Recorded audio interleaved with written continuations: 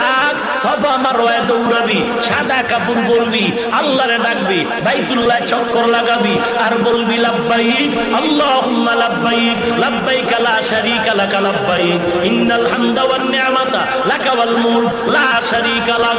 ও মালিক, তোমার গোলাম তোমার দরজায় হাজির। দেখো সাদা কাপড় পরে ফেলছি, কবরের সূরা দইরা ফেলাইছি, দুনিয়ার কোনো চিন্তা নাই, দুনিয়ার কোনো পোশাক আমার গায়ে নাই, দুনিয়ার একটা কালো সুতা আমার মাজায় নাই। ও মাওলা, আমি তোমার পাগল হইয়া সাদা কাপড় পরে এখন ঘুরতেছি।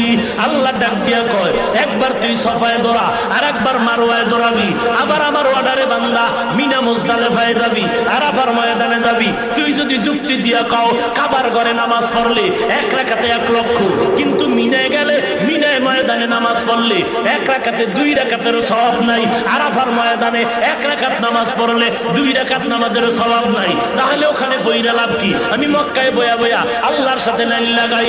আল্লাহ বলে চালাকি করলে হবে না। ওরে বান্দা, তোর যুক্তি দিয়ে ইবাদত হবে না, ঈদ হবে না।